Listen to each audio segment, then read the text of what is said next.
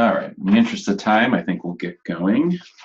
Welcome everybody, Module 1B Zoom session. Got a couple things for you before we get going before I hand it over to Dr. Turner. First one is just looking at some of the feedback from the last one. And this is something I think I mentioned during the first Zoom session, but I just want to reiterate for everyone involved, that if you use any sort of acronyms or abbreviations, make sure you define them, even in the chat. We all come from different disciplines, and I think there were a few folks who were wondering about some of the acronyms that Elizabeth used and that some of you posted in the chat. So try to be mindful of that, since you all have your different areas of expertise, and even some of the abbreviations and acronyms that I saw, I was like, So make sure to define those if you can. And the other thing is, there were some folks who mentioned that they would have liked to have the questions that Elizabeth had ahead of time. Those were in fact posted on Canvas. So this is a good reminder, that being our first session. So each module, there is a space within the module in Canvas, listing the Zoom session and the date. And not all of them will have case studies or questions associated with them, but if there are, those will be posted ahead of time, so make sure you review those if you can. I just want to bring that to everyone's attention. We try to put everything possible in Canvas for you.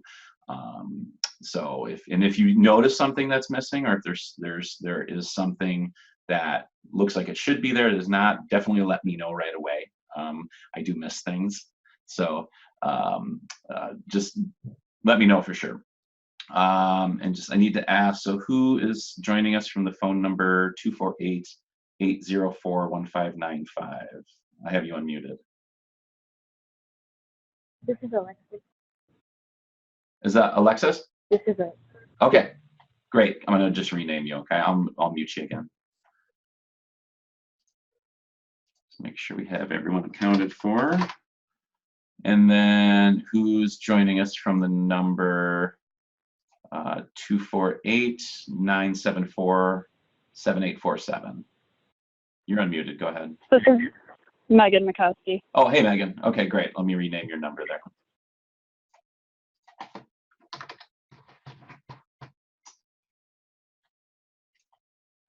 Okay. I think that is all. All right, Jane, go ahead if you want to take it away. We can hear you. Yeah, okay, good. Well, good evening. Hi, everybody. So welcome to Zoom session number 2. Let me lay out a little bit how I plan to use this hour and a half we have together this evening. Start with a little bit of review of some of your assignments, answer questions, and any questions you might have about the your presentations coming up October 4th. And then after kind of housekeeping and questions and general assignments, I'll describe a case. And I didn't send you details of the cases for this Zoom session. There was posted on somewhere the information that was posted for the Zoom that there's going to be 2 cases, one about a toddler with early signs of autism spectrum disorder, and another about a middle schooler. For the next Zoom session, which is on October 15th, I will send you more background information about the cases, so you can have a little more time to think about resources. For this one, I really wanted us to work through some of the issues together and not give you too much information before we discuss it. After talking about the case, we're going to go into breakout rooms, and Mike can put us into breakout rooms. There'll be 3 rooms, virtual rooms, so 6 trainees in each, and if faculty want to join them, they can be assigned to. Is that right, Mike? Yeah. Okay, and that will be an opportunity to have a little bit more of a discussion with 18 people on.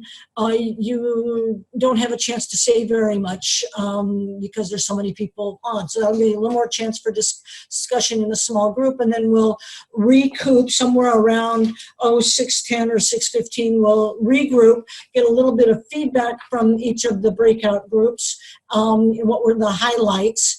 and then present a second case, and again, you'll go into a breakout group for about 10 or 15 minutes, then we'll come back together, discuss the highlights, and then wrap up. Sound all right?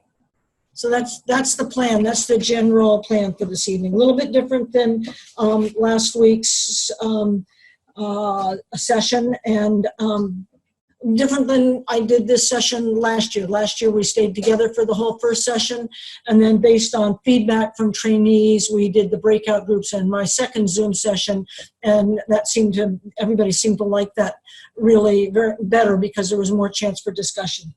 So before we talk about tonight's cases, do you have any questions or comments about the upcoming presentations for the face-to-face session on October 4? If you do, you can unmute yourself. Has everyone had a chance to communicate with the assigned partner and choose a topic? You can nod heads, those that are. Is anyone having challenges with that? Okay, good. No questions? All right, let's talk for a minute, just a couple of minutes, about the online lectures. Now, for the online lectures, we're not going to go over the content here. That would be a waste of your time. You've already looked at them. I hope you have had a chance or will have a chance to talk about the high points of new things that you learned, or any surprises in the lectures with your mentors. Any feedback on the online lectures or your discussions with your mentors?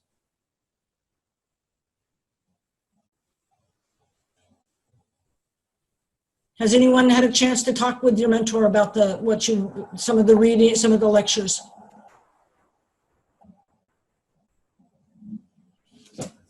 I can't see everybody at once. Has anybody done that yet?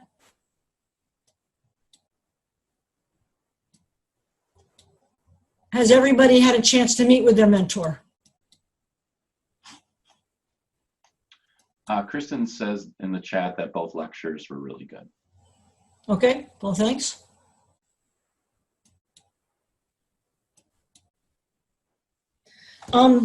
How about the autism case training, the CDC case? I know several of you have done it. You've sent me the certificate of completion or a notification that you've completed. As you complete that, you can just send me an email to let me know that you have completed it, just so that I can cross that off on my tally sheet. Any feedback on the CDC case studies?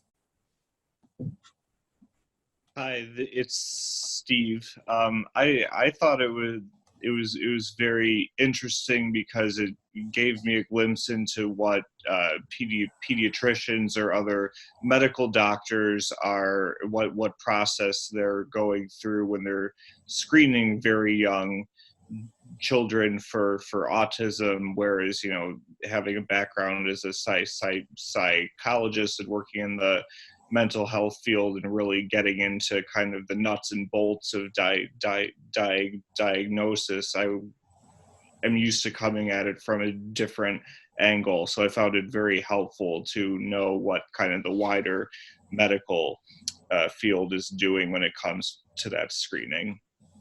Okay, good. Yeah, that's a good point, because you see them, somebody's already, when they come to you, somebody has said they're worried about something. Right. Right. Absolutely. Yeah. And often when they come to me, they're just coming for their checkup and their shots or their runny nose. Yeah. Sure. Good point. Other comments?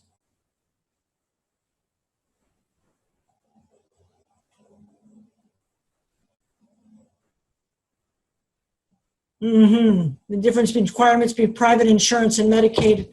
Can't see the rest of your sentence there. Quite interesting. Interesting. Yeah, it is. That's, and then within private insurances, they vary. They really vary. And in some cases, a child is better off if they have Medicaid versus private insurance, which is not the common. You know, usually private insurance it gives you access to more services, but not necessarily for autism.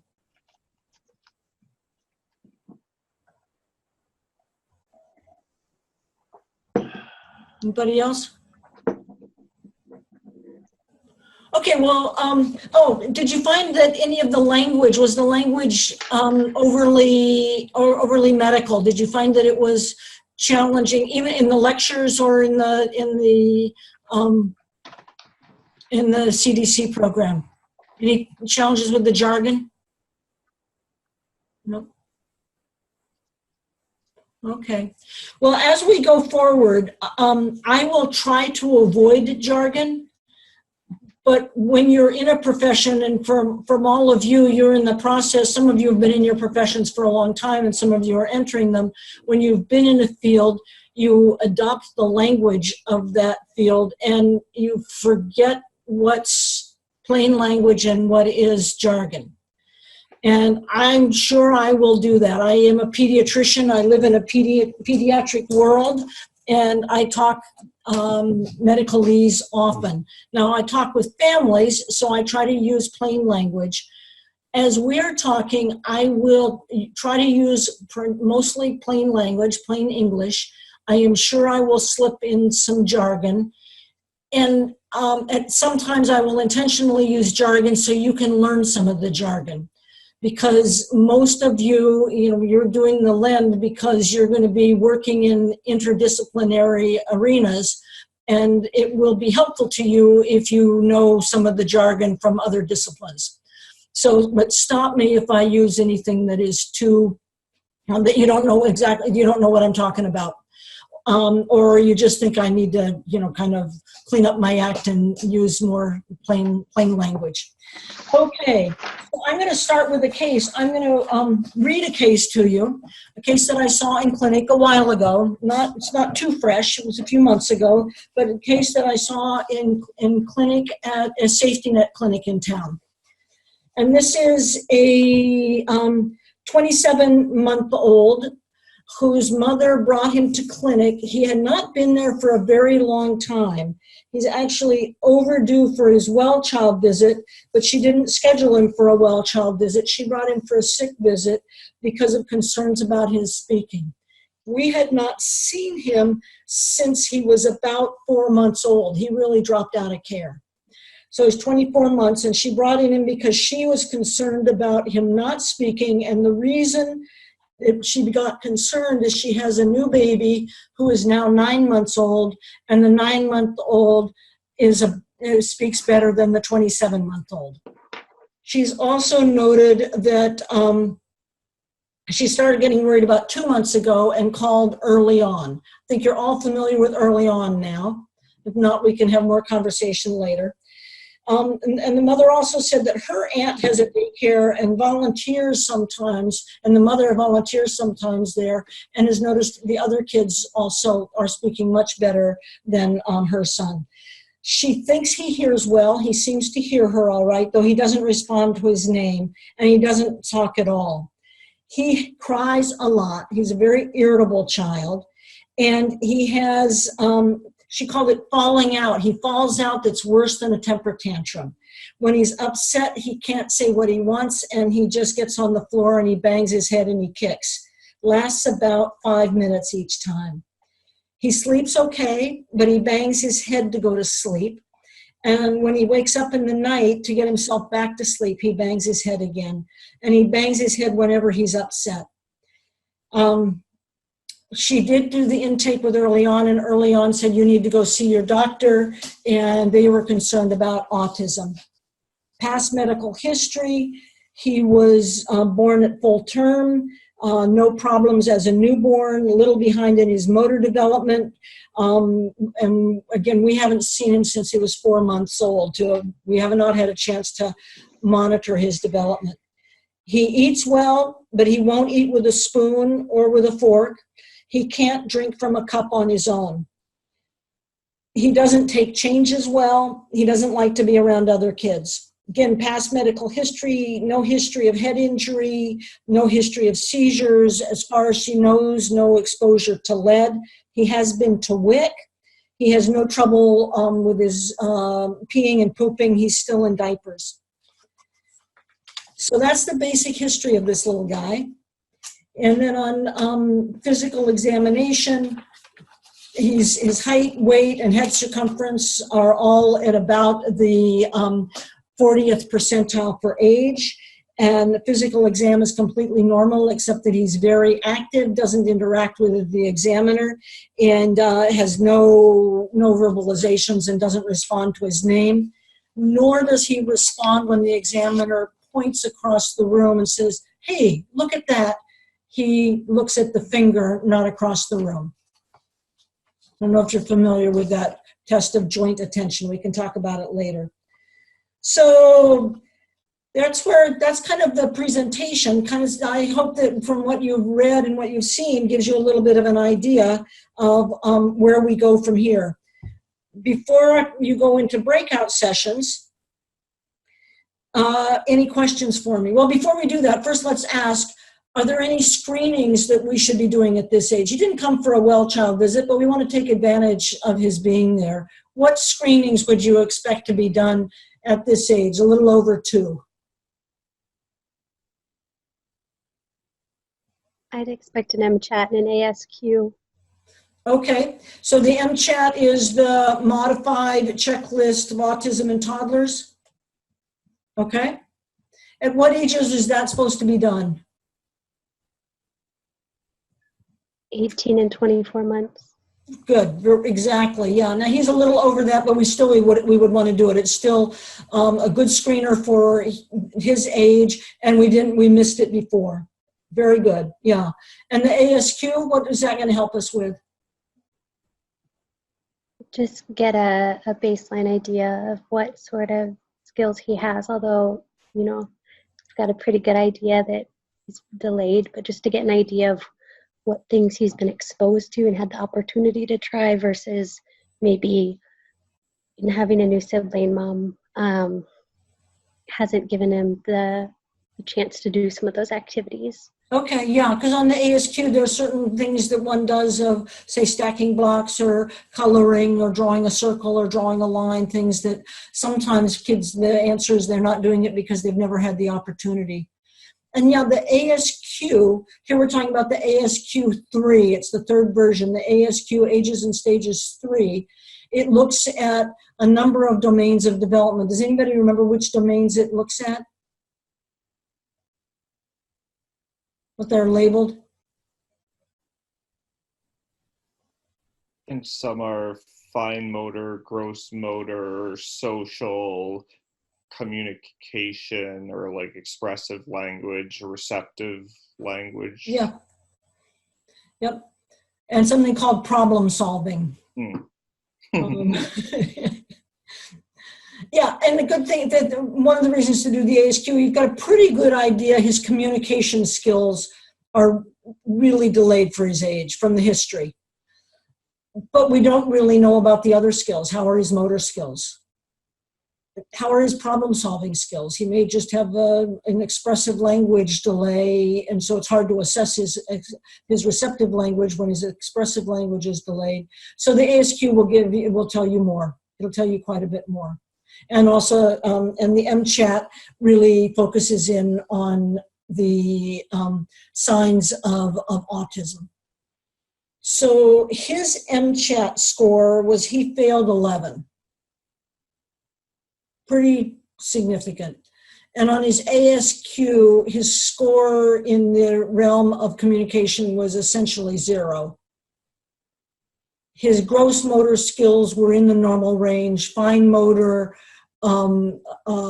low, and his personal social in the failed range, in the black range, and his problem solving also in the black range. So he's delayed across the board. And some of that may well be from opportunity. It may, some of the skills may be from opportunity, but this is worrisome, isn't it? So at the end of my encounter, I am concerned. I'm reporting that to Mom. And why don't we talk a little bit before you go into your groups about what are the next steps? Those of you that have had a chance to finish the CDC program probably have a really good idea, can just say boom, boom, boom. What happens next?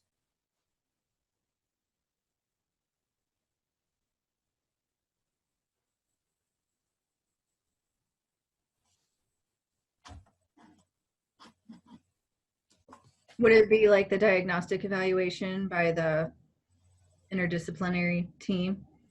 Okay, so a diagnostic evaluation looking specifically for ASD, so a referral for a diagnostic evaluation, okay? Yeah. And this child is covered by Medicaid, so what would the multidisciplinary team, who would be on that team, do you know? Probably like a developmental pediatrician, a speech pathologist, maybe referred to, I guess it's called early on in Michigan. In Ohio, it's something different, but referred for early intervention services. Yeah. Okay, he has been referred to early on already, and they have done an initial intake, and they suggested that he needs an evaluation for autism. Mm-hmm. And in order to get that, he needs to see a physician to get a referral. Mm-hmm. And since he has Medicaid, does anyone here know who's on what disciplines are represented on Medicaid's multidisciplinary team? Mm-hmm. Does anybody know that? Somebody wrote here he needs a hearing test. Absolutely, Janie, he needs a hearing test. Okay, so on the diagnostic team, there will be a speech pathologist and a psychologist or someone who is able to administer the ADOS, and likely an occupational therapist. The Medicaid diagnostic team does not have a physician on it. This is a resource issue. So the idea is that I, as his primary care doctor, do the medical evaluation. So it's my job to get a medical history and evaluate the child, essentially to look at, are there other things that might be causing this child's behavior issues? To get to learn about their pregnancy history, early childhood history of trauma, to do the medical evaluation as well as a physical examination to see if I find anything that would explain developmental delays. So for instance, I might be looking to see whether his muscle tone is normal. Does he have signs of cerebral palsy? I would be looking to see, does he have hyperpigmented dark spots on his skin that could be a clue to neurofibromatosis. That's my job as his primary care doctor, because Medicaid, it doesn't have a lot of resources, and so to try to streamline the evaluation, they provide strictly the autism evaluation with psychology, speech pathology, and occupational therapy. It kind of makes sense, but it's not the same. Through the insurance system, children are seen by the team, has the physician on the team. Okay, I'm seeing from Kristen. Why don't you speak up, Kristen, on this, from the magnitude likely qualifies for special ed, okay? So in Michigan, we're what's called a birth mandate state. So special ed eligibility starts at birth. And for kids that have a kind of a mild delay, maybe like 20-25%, I think, that's early on. But if you have greater than that, then that child is likely qualified for special education. And it sounds like somebody in the ISD maybe should have.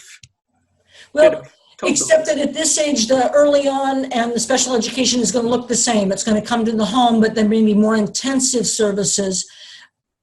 Yes. For a child with more significant delays. Yes. A child who's in that 25% delay, which is really hard to quantify. It's it's putting an arbitrary number on something that is much more fluid than fits in a nice little box.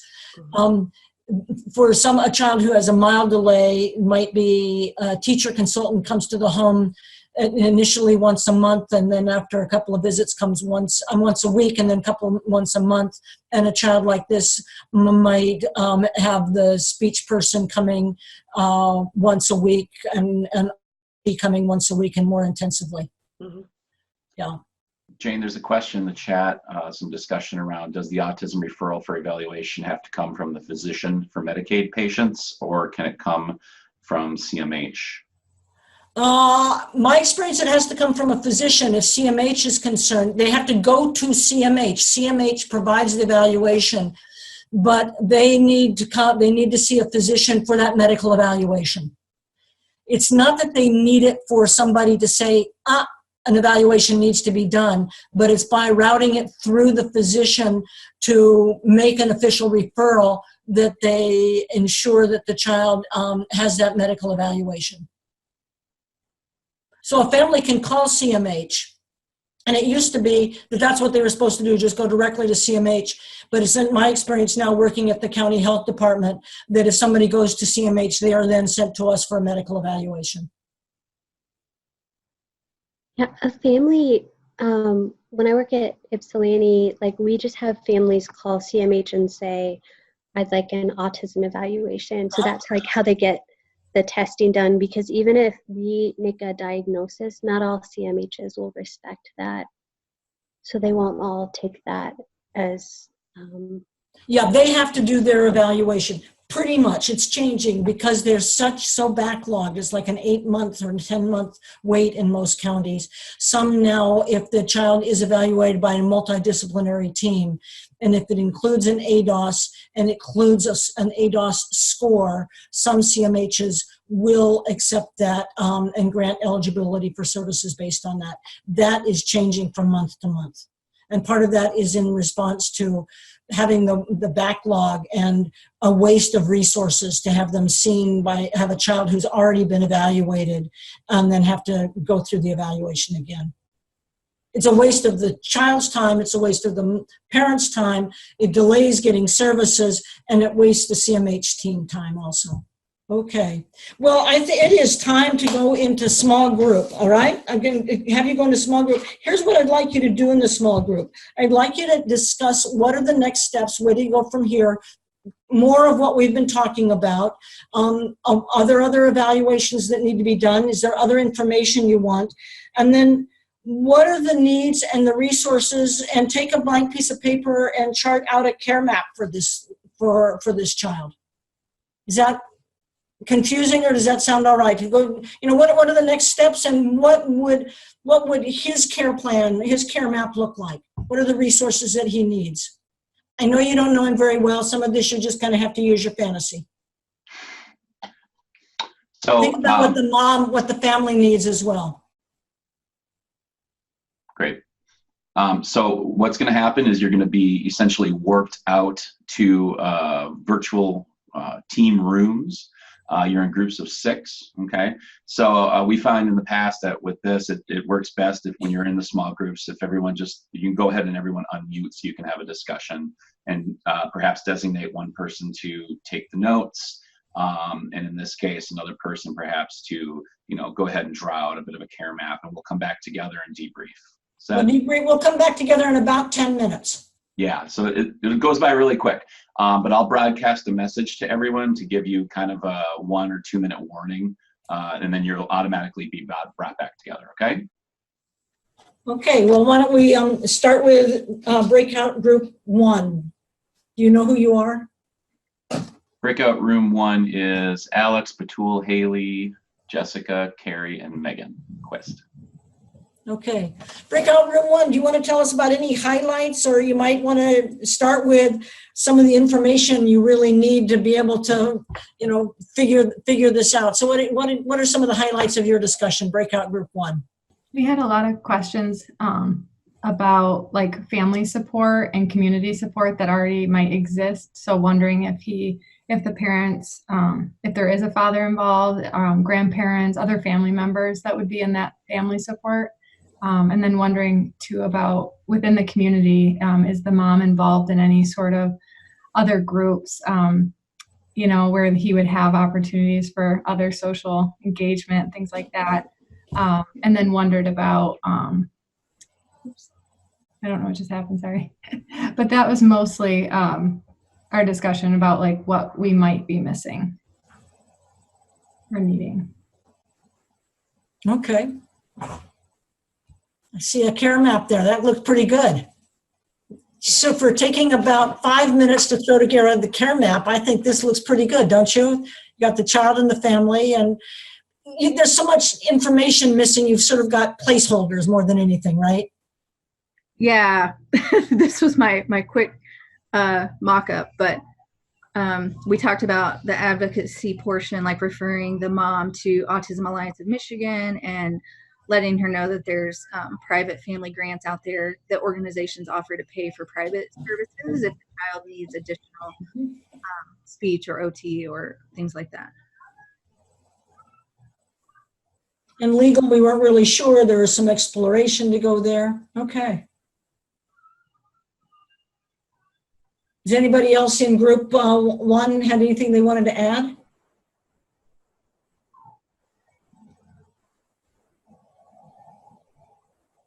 No? Okay, well, let's move on to group 2. Who's going to speak for group 2? Group 2 was Alexis, Andy, Jean, Megan Mikowski, Nita, Sarah, and Steve. So I can speak. The main things that we discussed were the different steps and everything. I didn't, I hand wrote my care map. So we talked about having a case manager, which would most likely refer you to an ABA service. And with that, CMH, which can refer you to an infant mental health program, which can also refer to transport, which could also be done through a social worker, and having a hearing screening with an audiologist. And if that results in something, going to an ENT with early on the SLP, the physical therapy, the OT, and community, like the other group, parent support groups, play groups, advocacy. Okay, so having a case manager would be, for you, a very crucial role. Yeah. Would help pull it all together. Yeah. Okay. And does everybody get a case manager? I'm not quite sure. Early on, typically, early on provides a care coordinator who tries to coordinate for the family. So early on can provide that, can fill that function. It's helpful to get to know some of the early on workers, whatever your profession is, to get to know. If you're working with young kids, you get to know some of the early on coordinators. Okay. Did your group come up with did you sketch out a care map at all? Yeah, I can hold it up. Okay, yeah, that'd be fine. Doesn't it? I wrote it in pink. Oh, nice. Okay, so I see that you've got social work, or like a case manager to help with the community and transportation, hearing screening to coordinate all of that, community mental health. Then on our right is the pediatrics, kind of the medical and dental. Oh, I'm so glad you included diet counseling and dentist. And then community, and then all of the therapies over on the left. Yeah, and you haven't put in there ABA at this point, because he's not eligible yet, is he? I mean, he needs it, but he hasn't had that evaluation. Does it help you? Did it help you to sketch this out? Yeah, I thought it did. I thought it was a good conceptualization of everyone involved, and this is only the half of it. Yeah. And there's a lot we don't know. Family stuff and all. Okay. Anybody else in group 2 have anything they wanted to add? Group 3. Group 3 is Bree, Libby, Isabella, Kristen, Michael, Natalie, and Sarah. I can summarize what we talked about. So our conversation was similar to group 2's, but I thought that we highlighted each a little bit of the unique aspects that our discipline brings to the table in this kind of a evaluation, or this kind of a case. And so I'll just highlight some of the things that haven't been said before. So we did talk about a hearing test being formally done.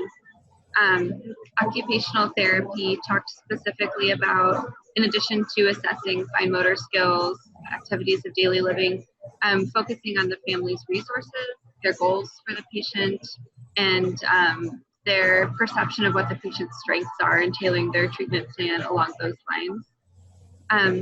Speech and language talked about how their discipline integrates evaluating higher level skills like theory of mind, sensory skills, and development of play skills into their evaluation of expressive and receptive language.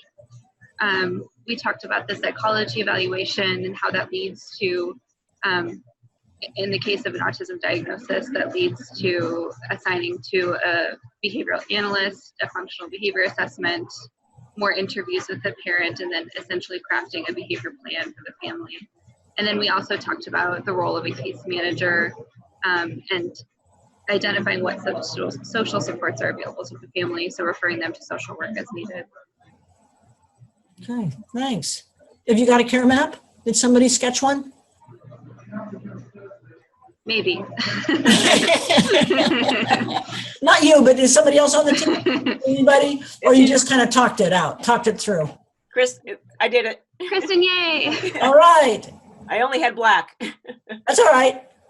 Community stuff. I like that. Services for mom. Yeah. And here she is. We haven't heard about anybody else. We haven't heard about dad. We heard about an aunt. And she's got a 9-month-old. We don't know the rest. And for some reason, she hasn't been into the doctor's office for a very long time. So there's something going on. There's some barrier there. And then over on the other side, yeah, the more medical, and then early on in the therapies and CMH. All right. Thank you. Okay, well, we'll wrap up this case. I hope it was helpful to highlight some of the issues for toddlers and things you look for. For some of this, it's you do it all the time and you know it, and for some of you, it's might be a little bit new territory. So we're pretty much right on track where I wanted to be to give you a thumbnail sketch of another case, and then a similar exercise to talk about the needs, the resources, and a care map for an 11-year-old boy who has carried the diagnosis of autism spectrum disorder since he was a toddler. This is a patient of mine I've known since he was a toddler. He's very severely affected by autism, and he is deaf. He has a cochlear implant, which now at age 11, he is willing to use sometimes. It was very, very difficult for him to get used to the cochlear implant. Children with autism frequently have hypersensitivities, and those noises coming through the implant were noxious to him for the longest time. So he has a cochlear implant. He has no verbal understandable language. He has significant cognitive impairment such that he doesn't have sign language either. His language is very deficient. And he has a significant eating problem. He will not eat any solid foods. He will only take, it was Pediasure when he was younger. Now that he's 11, it's Ensure, a nutritional supplement, and he will only take it from a baby bottle, not from a cup. This has been a huge issue for him and for his teachers. He had an episode when he was about 8 where he had a teacher who really felt that he needed to learn to drink from a cup and to eat other foods, so she would not let him drink drink a bottle during the day at school. And he is so headstrong and persistent that he got himself dehydrated to the point of needing IV fluids in the emergency room. He can really, he's a very persistent boy. He lives with both parents. They are quite poor and have trouble with transportation. He gets services at school. He is eligible for services through the community mental health, but the parents are unable to take him to a center for that, and they are living with extended family and are not comfortable having service providers come to the home. So very challenging child. Before you go into groups, any questions for me?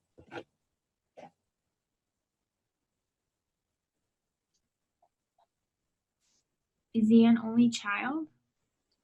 He is an only child. And this is based on a real case. I'm not making it up. How old was he again? 11. So think also about kind of the special issues of that preteen.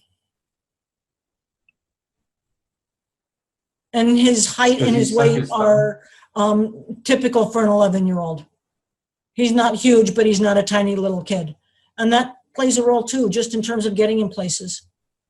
Has he had any cognitive testing done, like an IQ? He has, and I don't remember where it was, but it fell very low. Okay. Does he suck his thumb? Does he suck his thumb? Yes, he does. Are there behavioral challenges? There are behavioral challenges. Yep. He can be quite what is termed as aggressive. He can be quite physically reactive. Has he received services through ABA? Do you know? Only what he can get, and he's in a center-based program, only what he can get at school. The family is never engaged. Okay. When he's 11 too, so when he was little, it really wasn't available when he was a toddler. You know, we haven't had it available in Michigan for very long. True. And did you say that he takes any medications? Does he take any medications? We have tried some medications for attention deficit because he's very distractible and he was more irritable. Mm-hmm. And not other than that. Gotcha. Self-injurious behavior? Pardon? Is there any self-injurious behavior? There is some self-injurious behavior, but it's not huge. He does some head banging and some, hitting the wall, but he doesn't bite himself. And well, actually, let me take that back. I'm remembering last spring, he had bruises to the point the CPS was involved because someone thought he was getting beat up. And he had bruises on his face, on the right side of his face, and he had bruises on his left shoulder. And it was really clear that they came from him hitting himself. That was a good question. Thanks for that, jogging my memory. What are the major concerns of the family at this point? Major concerns of the family? His behavior, his nutrition. Good point. Is he and for people to just stop blaming them. I think a major concern of the family is to don't blame me. Is he toilet trained? No, he's not, and he's 11. Is he in inclusive classrooms at all throughout the day? Yes.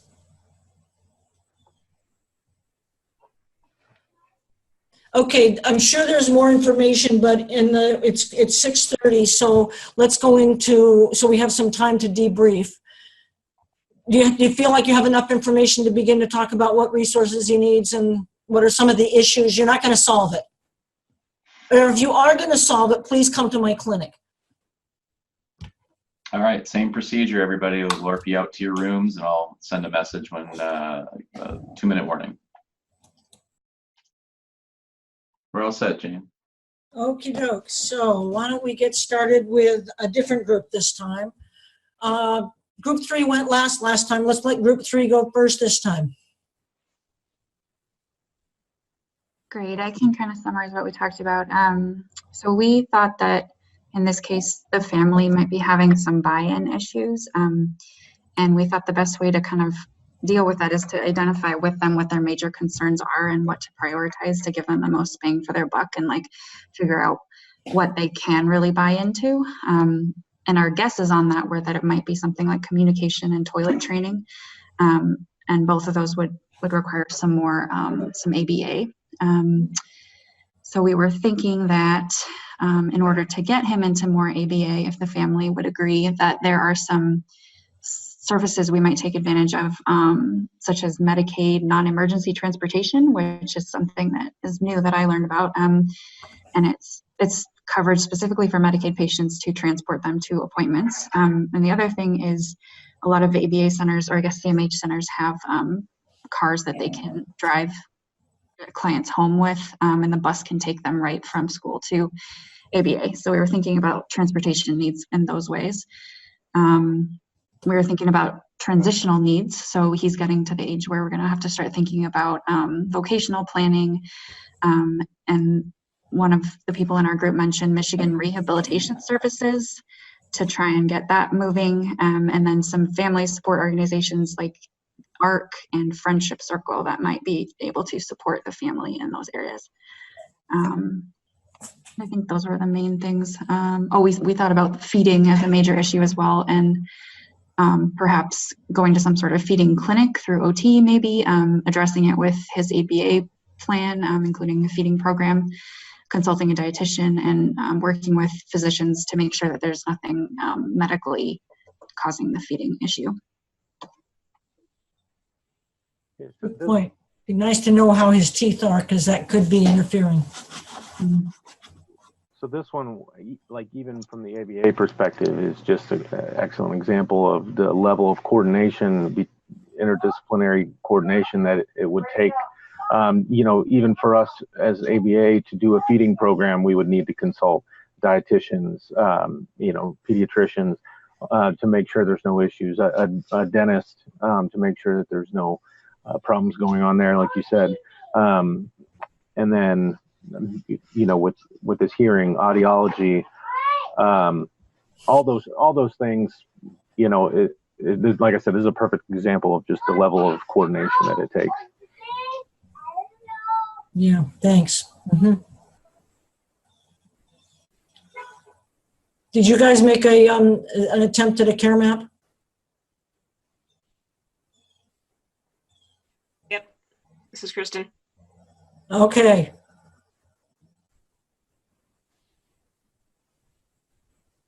There's a lot on there. That's impressive. That looks pretty good. You have CSHCS on there, and I was eavesdropping on group 1, and they mentioned CSHCS also. Who added that to your care map? I did. Okay. The social worker. Yeah. Children's What can they do for this child? So Children's Special Healthcare Services does not cover, they don't cover autism, but they would cover probably some of the audiology. And if he has any other medical diagnoses, maybe some of the gastrointestinal, if there's something going on there, they might help, or other equipment. Okay, yeah. They don't cover developmental or behavioral, but they do cover the medical, and they cover the subspecialty. Yes. Yeah. They don't cover primary care either, but every little bit helps. Every little bit helps, and they can help with coordination. Yes, the case managers. The case managers. Yeah. Okay. Thank you. Yeah. Anybody else from group 3 that wanted to add something? Let's go to group 2, the middle child. So I can talk. So I was designated to take notes and stuff, and my care map is illegible. So I'll just try to communicate what we talked about, just to get that out of the way. So from the diet that you talked about, that kind of screamed caries for me, or cavities. It was very apparent that we needed some sort of regular dental care for this child, because a lot of times with a soft diet, especially for Ensure or even Pedialyte, that's very rich in fermentable carbohydrates, which can cause cavities. On top of that, because he's getting no hard food, it seems like he is not using his teeth. So it might be an issue of malocclusion. The reason why I asked about the thumb sucking habit, especially at the age of 11, is because he might have an open bite because the muscles push the teeth in as they grow in. So he might not be able to masticate on certain foods, or it might be even painful for him because of the cavities that he has in his mouth. On top of that, he might have some structural issues with the bones holding the teeth in, and so it might be loose. So just referring him to a dentist and having him see like a pediatric dentist or someone who can address his needs would be really important. We also delved into contacting Medicaid to try to bridge the gap between his communication in the form of visual aids, cards, just to avoid injurious behaviors when he can't communicate, and connecting the parents to the Michigan Association for Deaf and Hard of Hearing. Another thing we did talk about was his language. It might be difficult, especially because of his irregular use of his cochlear implants. The cochlear implants might just be an alarm system for him at this point. It's not unfathomable. Sorry, it's not out of reach for him to build up a language, a verbal language. It's definitely going to be difficult for him right now. In school, because of his, he's in an inclusive classroom, there's a bunch of people to talk, to kind of help him along. BCBA, which is board certified behavioral, I'm not really sure what the A is. Social workers, speech therapists, school behavior consultants, autism consultant, psychologists, just a bunch of people that the parents and the child definitely needs to tap into. It seems like the family is deflecting a lot in terms of the blame. They don't want to be.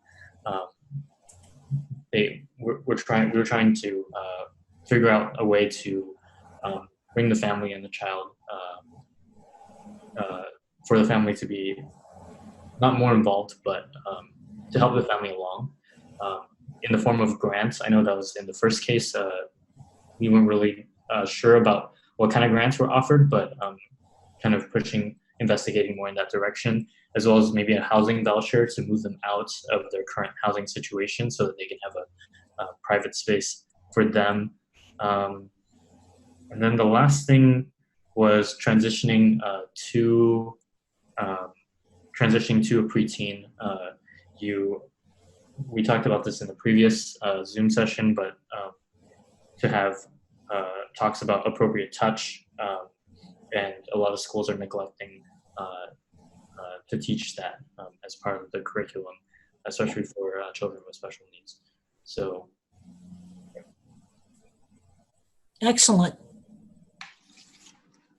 Can we look at your care map again? I know it's illegible, but I honestly have very bad organization skills, but it was just talking about like the grants and just the points that I wanted to. Okay, yeah. Well, the point of the care map is as a tool to kind of think about it, to conceptualize it. It's not so much the product as using it to kind of nudge you to think about different aspects of the child's life and the family's life and their needs. So it doesn't, and what it looks like, I couldn't read what you had there, but it looks like it was pretty complex. Yeah, Yeah. We'll leave it at that. Yeah, but imagine how complex that is for this kid and for his parents. Yeah, definitely. Yeah. Okay. Well, nice. This was on. I love hearing from this because with the different disciplines, like the discussion about the teeth, the different aspects of the teeth. I mean, I know kids need to go to the dentist, but when you think about this guy, some of his self-injurious behaviors may be because of pain. I mean, it may be because he's got tooth pain that nobody knows about. Huh? Going to the dentist isn't easy.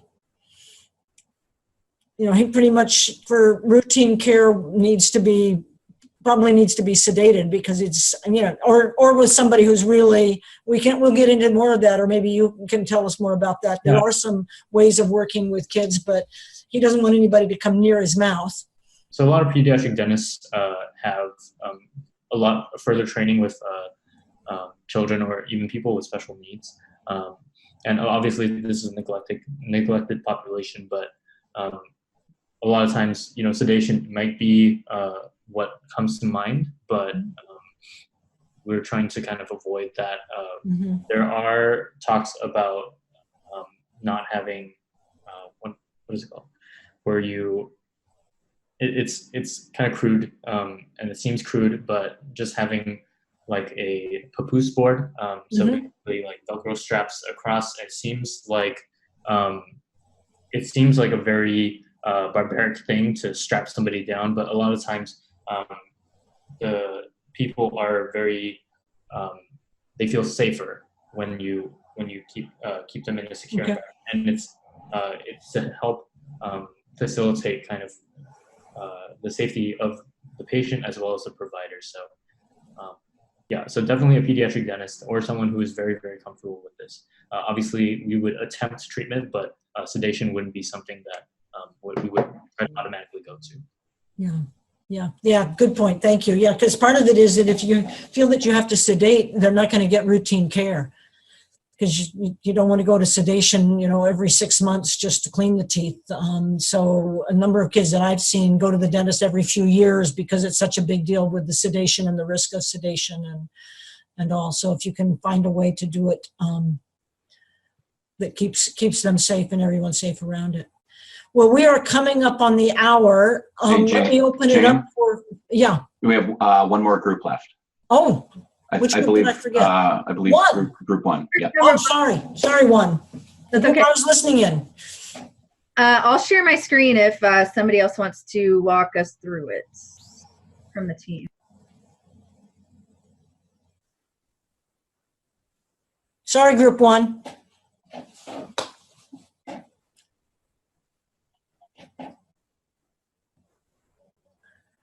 I guess I can walk us through it a little bit.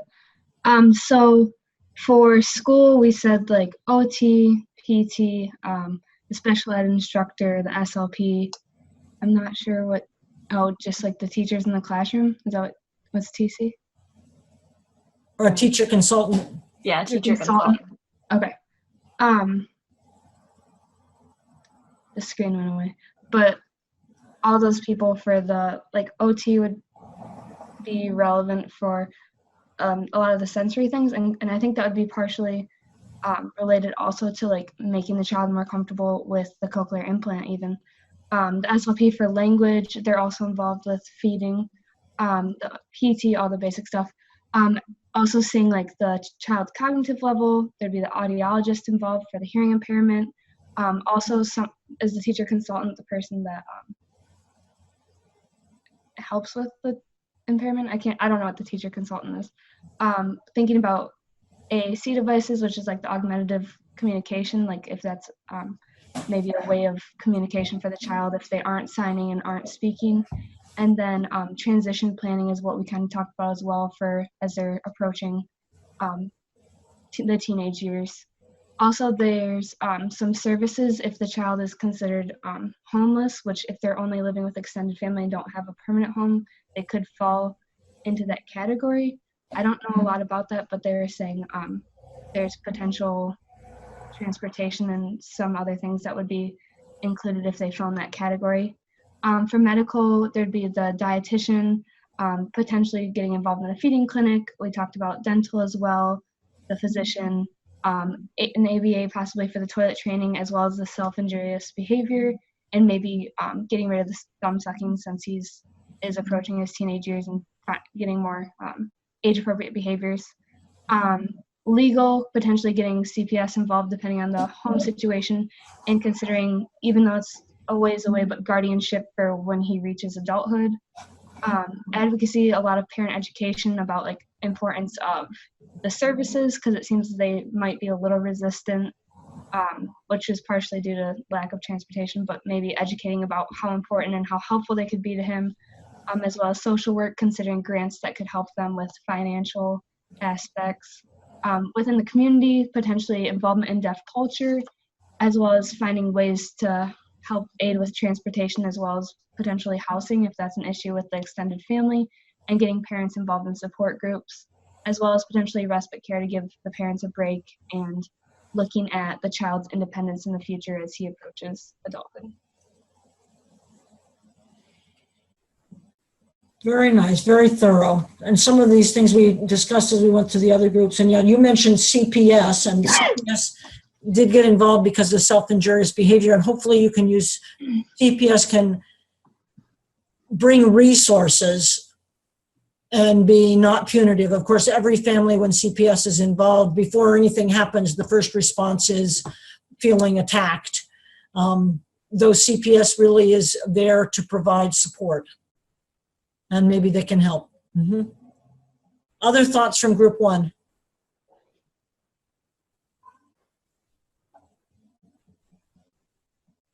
Well, this has been a good discussion for me. I've learned quite a bit from hearing from the different disciplines, the different lights that you shine on this. I hope this gets you, you've learned from each other.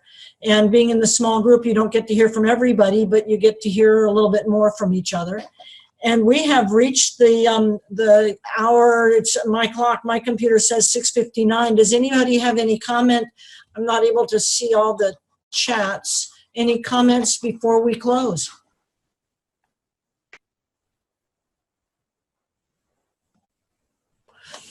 Okay, so for the next, we'll see each other before at our face-to-face session before the next Zoom session. The next Zoom session is is part of module 1C, where we talk about other neurodevelopmental disorders. And I will, for that one, this one I wanted to kind of have a roll out with your questions and discuss development and red flags. For the next one, I will send you more of the information ahead of time. It'll be on Canvas. We'll post it on Canvas, so you can kind of think about the resources and maybe do a little bit of research before you get there. And that'll be, again, with other neurodevelopmental disorders. Questions, comments, or are we ready to close right at 7 o'clock? Mike, did you have anything you want to tell anybody? No, great job, everyone. This was really informative. Like last time, I'll have the recording posted to Canvas for everyone if you want to revisit it, as well as the chat log as well. I guess, yeah, we'll see you on October 4th. The next Zoom session is not till October 15th. So remember to mark that in your calendar. Everybody wave hi to Mike's son. He's joining us. Much clothes on. Right on. Much better than my dog running across the office as he's been trying to do. So yeah, so October 4th, and remember, you'll be presenting in pairs. If you haven't already, please get with your partner. And if you need the list of the conditions that the pairs have chosen, if you can't find that link, let me know. I can resend it. I think almost all the pairs have selected a condition to present on. So other than that, if there's any questions, let me know. You'll have an evaluation in your inbox probably in the next minute. And I see somebody else's child on here. This is great. Maybe our last Zoom session, we'll just have all the kids. I'll have my daughter run it. She's been wanting to do it anyway, so she'll probably do a better job than I will. So everybody have a good night. All. Good discussion. Very good discussion. You're experts. Good night. Bye-bye. Thanks, everybody. Have a great night. Bye-bye.